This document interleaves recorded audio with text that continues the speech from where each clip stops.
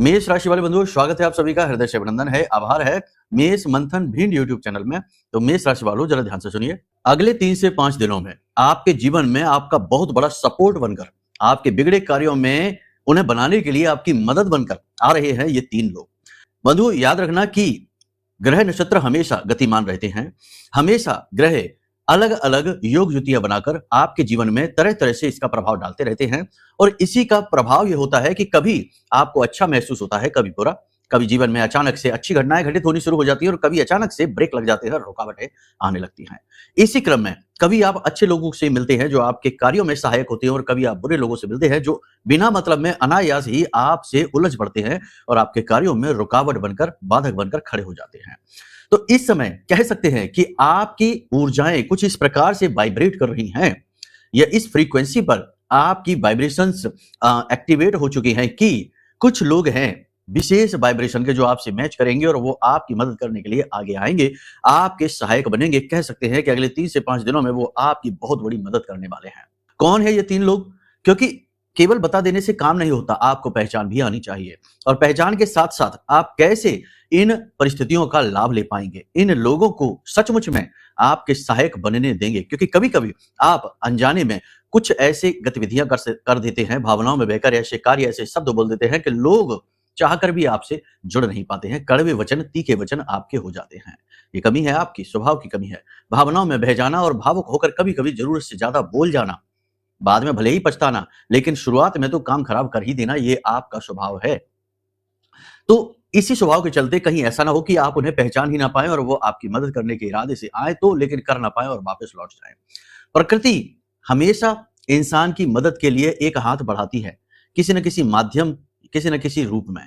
लेकिन समझदार इंसान तो पहचान जाता है, जो धैर्य के साथ चल रहा है, जीवन के संघर्षों से लड़ रहा है और ग्रह नक्षत्रों की चालों को भी समझ रहा है।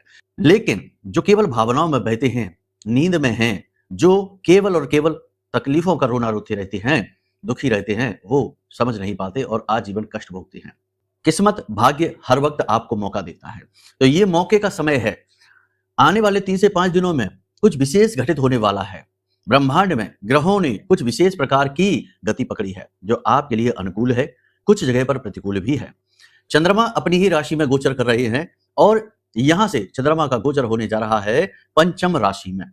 हालांकि यहां पर केतु अवश्य बैठे हुए हैं, लेकिन केतु के साथ चंद्रमा आपको थोड़ा सा अवसाद, थोड़ी सी टेंशन, लेकिन राहु के साथ बुध आपको अति एक्टिव बना देगा, अत्यंत बुद्धिमान और सक्रिय बना देगा। तो वहां पर यह फायदा देगा और यहां पर भी यह योग आपके अनुकूल हो जाएगा।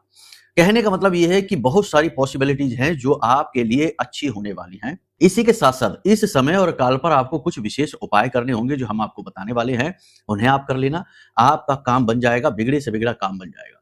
साथ ही साथ हनुमान जी का, मनसापूर्ण बजरंगबली का एक ऐसा महाशक्तिशाली उपाय भी हम आपको बताएंगे जो आपका बिगड़े से बिगड़ा काम बनाने का दम रखता है। बहुत ही शक्तिशाली, बहुत ही गुप्त और बहुत ही कारगर यह उपाय है। जिसको भी आज तक हमने बताया है उसका काम बना ही बना है। आज तक कोई ऐसा मिला ही नहीं हमको जिसने ये कहा हो कि गुरुजी इस उपाय ने काम नहीं किया।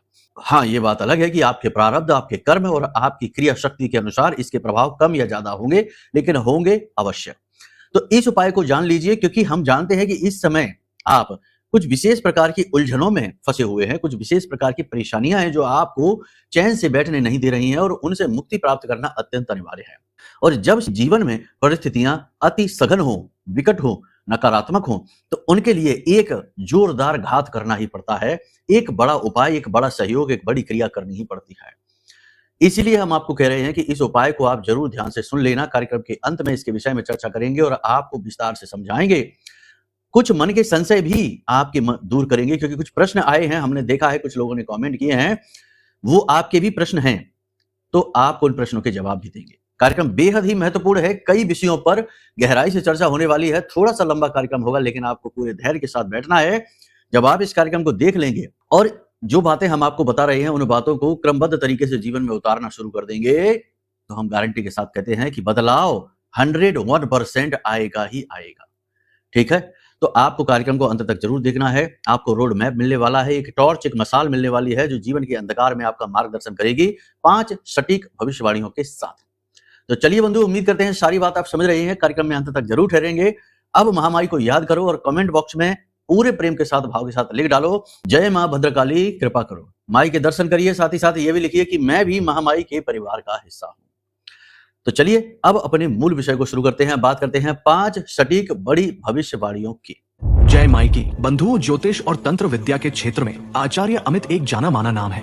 पूज्य गुरुदेव के साधनाओं और ज्योतिष विद्या के अनुभव बेहद दिव्य है। जी हाँ, पूज्य गुरुदेव ने जिसकी भी कुंडली का विश्लेषण किया और कुंडली के अनुसार उसे सटीक उपाय व महामाई माँ बगलामुखी की विशेष कृपा दी, उसके जीवन में सकारात्मक बदलाव तो आ ही है। फिर चाहे समस्या कितनी ही कठिन क्यों ना हो, समाधान तो अवश्य हुआ है। अब ऐसे में यदि आप भी अपने जीवन की किसी बड़ी समस्या से जूझ रहे हैं, जैसे कि कर्जा बढ़ता ही जा रहा है, काम धंधा और व्यापार सब रुक चुका है, रिश्ते नातों में तनाव हद से ज्यादा बढ़ गया है, पूरा जीवन ही नकारात्मकताओं से भर गया है, तो ऐसे में यही सही समय है जब आप श्रेष्ठ गुरु से मार्गदर्शन प्राप्त करें और जीवन के अंधकार को समाप्त कर दिव्य प्रकाश की ओर कदम बढ़ाएं। वीडियो में दिए गए नंबरों पर तुरंत संपर्क करिए और अपनी कुंडली का विश्लेषण व समाधान पूज्य गुरुदेव के द्वारा करवा लीजिए। देर ना करें, आपके देवी देवताओं के आशीर्वाद से ये मौका खुद चलकर आपके पास आया है, इसे गंवाना नहीं है। अभी फोन करें और गुरुदेव से मार्गदर्शन प्राप्त करें। महामाई आपका कल्याण करें। धन्यवाद। सबसे पहली भविष्यवाणी, अति सक्रियता। जी हाँ, बुध का कॉम्बिनेशन राहु के साथ हो चुका है, तो यह आपको अति सक्रिय बनाएगा, क्योंकि बुध है बुद्धि, वाणी और व्यापार और राहु है अति सक्रियता, ओवर एक्टिविटी। यानी कि किसी भी ग्रह के साथ किसी भी भाव में राहु जब बैठता है तो उसकी गतिविधि को कई गुना बढ़ा देता है। तो यहाँ पर आपको राहु बहुत एक्टिवेट बना सकता है। नए नए विचार, तरह तरह की सक्रियताएं, तरह तरह की एक्टिविटी आप कर सकते हैं। आप अलग अलग प्रकार की गतिविधियां, कई सारे काम एक साथ करने की कोशिश भी करेंगे और अपने काम में अपना पूरा दमखम दिखाएंगे और अपने काम, अपनी मेहनत और अपने सामर्थ्य से मान सम्मान हासिल करेंगे। इस सबसे कहीं बढ़कर के आपका काम करने का अंदाज दूसरों से अलग है। इसी वजह से आपके कार्यस्थल पर, इसी वजह से आपके शत्रु, इसी वजह से आपके साथ रहने वाले भी आपसे जलते हैं। तो आप अपने हुनर को और निखारेंगे और मेहनत करेंगे और तरकीबों के साथ काम करके एक विशेष स्थान अपने कार्यस्थल पर, समाज में, अपने परिवार में हासिल करेंगे। पारिवारिक वातावरण की बात करें तो परिवार में कोई व्यक्ति है जो ऐसी बात बोल सकता है जो आपको दुखी करेगी। कोई पुरानी चर्चा, कोई पुरानी बात या पुराना हिसाब किताब खुल सकता है जिससे आपको अपमान महसूस होगा, क्योंकि केतु के साथ चंद्रमा बैठे हुए हैं। अपमानित होना स्वाभाविक है। यहाँ पर आपके मन में काम वासना भी बढ़ सकती है, साथ ही नकारात्मक कार्यों के प्रति आप आकर्षित हो सकते हैं। अगर आप ऐसा कर लेते हैं तो झूठे लांछन लगना स्वाभाविक है, आपका मान सम्मान जाना स्वाभाविक है। बहुत संभल कर रहना है, लोगों से सलाह सोच समझ कर लेना है। जल्दी से सफल होने वाली स्कीम, योजनाएं आपको सुनने को मिलेगी। क्विक रिच स्कीम, 6 महीने में पैसा डबल, ऐसे वाले लोग भी आपसे मिल सकते हैं। थोड़ा सोच समझ कर चलना। जो लोग शेयर मार्केट में, सट्टे बाजार में या फिर कमीशन वगैरह का काम करते हैं, इनको मुनाफा होगा, फायदा होगा, लेकिन इन्हें बहुत सोच समझ कर चलना होगा और धैर्य का परिचय देना होगा। लालच करना और मन में इस प्रकार का भाव रखना कि और ज्यादा यानी कि कामना अत्यंत बढ़ जाएगी, जिसकी वजह से आपको घाटा हो सकता है, परेशानी हो सकती है। एक चीज यहां पर हम आपको बता दें कि आप जितने ज्यादा पॉजिटिव रहेंगे, अपने आप के जितने अच्छे गुरु बनेंगे, जितना अपना स्वयं का मार्गदर्शन कर पाएंगे, उतना ही आप सफलता के करीब पहुंचते जाएंगे, दुखों से दूरी बनाते जाएंगे। इस समय आपको अपने आप को संभालना बहुत अधिक आवश्यक है। मन में कई तरीके के विचार आएंगे, नकारात्मक विचार आएंगे, शरीर में आलस्य भी रह सकता है, थकान भी रह सकती है, हो सकता है कि छोटा मोटा बुखार या किसी प्रकार का शरीर में दर्द बना रहे, काम को न करने की इच्छा मन में उत्पन्न हो, लेकिन ये सब से आपको लड़ना होगा। साथ ही साथ मन में पुराने विचार, नकारात्मकताएं, पुरानी गलतियां और नाकामियों के विचार भी उत्पन्न होंगे। हालांकि पिछले समय में की गई मेहनत अब आपको परिणाम देना शुरू अवश्य करेगी, लेकिन उसे आपको देखना पड़ेगा।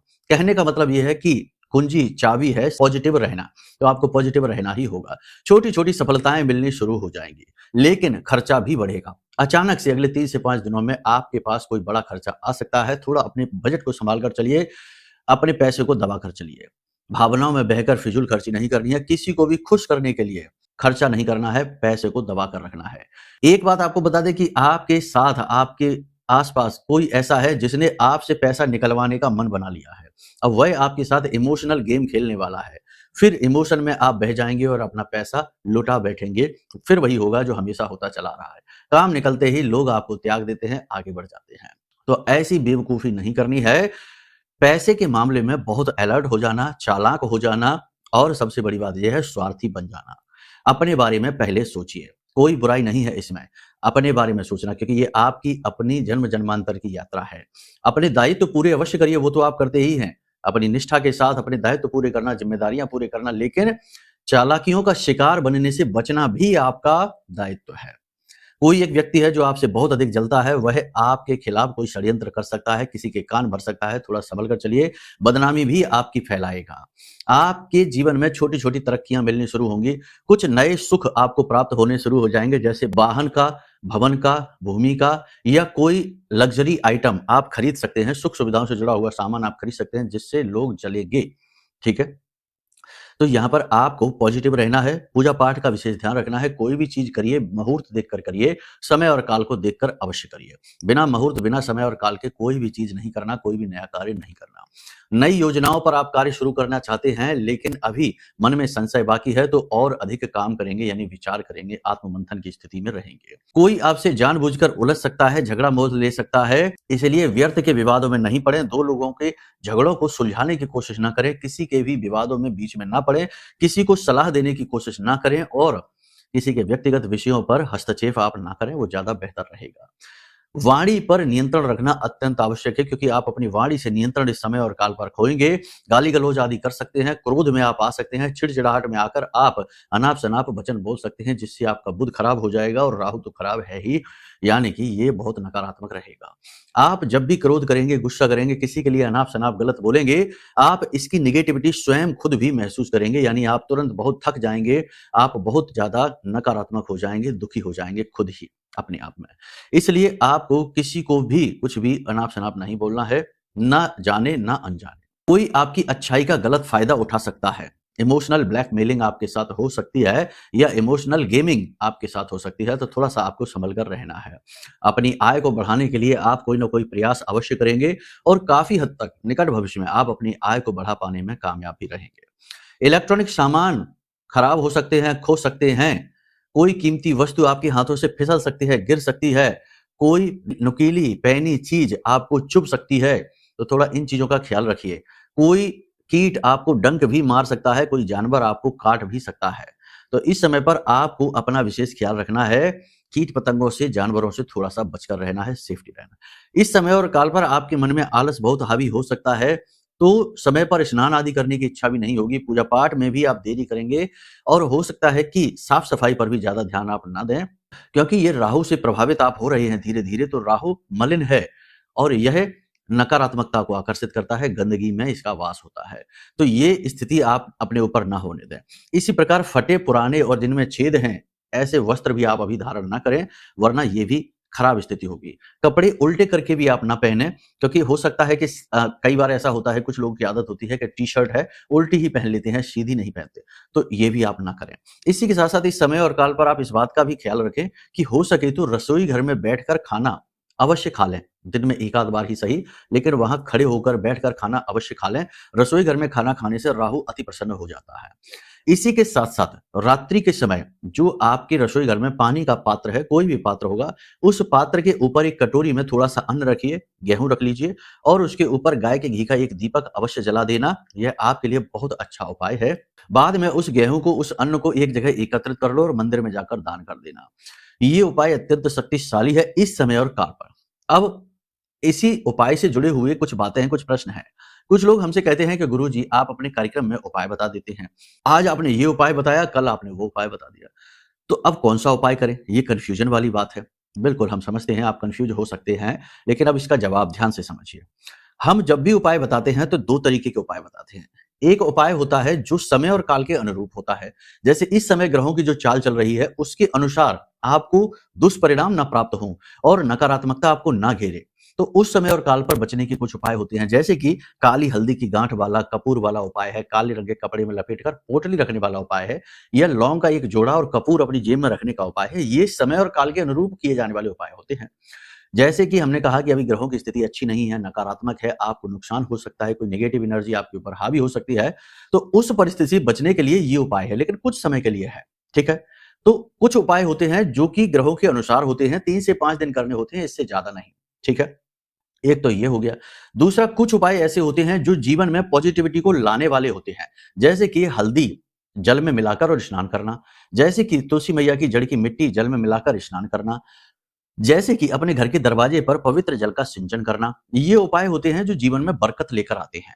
पॉजिटिव एनर्जी को बढ़ाते हैं, आपकी खुद की ऊर्जा को पॉजिटिव कर देते हैं। तो दुख, तकलीफ, परेशानी आप तक आ नहीं पाते, आधे रास्ते से ही वापस लौट जाते हैं। ये उपाय आप कभी भी कर सकते हैं, कितने भी समय के लिए कर सकते हैं और कभी भी इन्हें बंद कर सकते हैं, शुरू कर सकते हैं। कुछ उपाय ऐसे होते हैं जो नेगेटिविटी को हटाने वाले होते हैं, जैसे नज़र उतारने का विशेष उपाय हमने बताया था, रुई की बाती वाला सरसों के तेल में डुबाकर। तो वो उपाय तब है जब आपको लगे कि हमारे ऊपर नज़र लगी हुई है, किसी प्रकार की नकारात्मकता हावी है और शरीर में भारीपन है, रोग दोष है, अनजाना रोग आपको घिर कर बैठा है, यानी नकारात्मकता से जब आप घिरी हैं, ऐसा लगे कि आपको नजर लग चुकी है, कार्यों में आपके अनायास रुकावटें आने लगी, तो उस समय और काल पर आपको वो उपाय करने हैं, 2-3 बार कर लेना है बस। यानी कहने का मतलब ये है कि जब हम कोई उपाय बताते हैं तो उस उपाय का एक विशेष उद्देश्य भी बताते हैं। अब आप में से बहुत सारे लोग हैं जो उपाय तो सुन लेते हैं, लेकिन ये नहीं सुनते कि ये उपाय हम बता क्यों रहे हैं। जैसे इस कार्यक्रम में हम आपको जो उपाय बताने जा रहे हैं, बजरंगबली का उपाय है, महाबली का उपाय है, वह उपाय हम क्यों बता रहे हैं?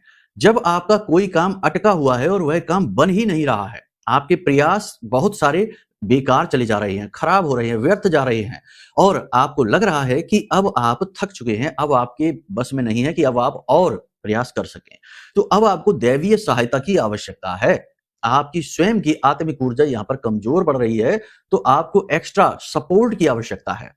जैसे महाभारत का युद्ध अर्जुन अकेले नहीं जीत सकते थे क्योंकि वो कमजोर थे, मतलब कि इतना उनके पास सैन्य बल नहीं था, इतनी तर्क शक्ति नहीं थी, कुछ भी, लेकिन उन्होंने अपने आप को कमजोर महसूस किया, तो उन्होंने भगवान श्री कृष्ण को अपने साथ रखने के लिए कहा कि आप हमारे साथ आ जाइए। तो भगवान श्री कृष्ण को साथ रखने से मतलब यह है कि दैवीय सपोर्ट उन्होंने मांगा कि आप हमारे साथ रहेंगे तो हमें ऊर्जा मिलेगी, हमारा बल बढ़ेगा और हम अपने प्रयासों से सफल। ऐसे ही यह उपाय आपकी खुद की ऊर्जा को बढ़ाएगा, आपके बल को बढ़ाएगा, आपकी आसपास जो नेगेटिविटी है उसे दूर भगा देगा। तो आपका जो काम बिगड़ा हुआ है, जो रुका हुआ कार्य है, वह बन जाएगा, बनना शुरू हो जाएगा। तो ये उपाय उसके लिए। अब जिसका कोई काम अटका ही नहीं है या छोटी-मोटी ज़रूरतें, दिक्कतें हैं, उसके लिए ये उपाय करने की आवश्यकता नहीं है। ये उपाय विषम परिस्थितियों में किया जाने वाला उपाय है। तो हर एक उपाय का एक उद्देश्य भी निहित होता है। तो उसे भी यदि आप जान लें तो कन्फ्यूजन पूर्ण रूप से समाप्त हो जाएगा। ठीक है? कई बार कुछ उपाय ऐसे होते हैं जो मिले-जुले से होते हैं। तो वो उपाय आप चाहें तो करें, चाहें तो आप ना करें।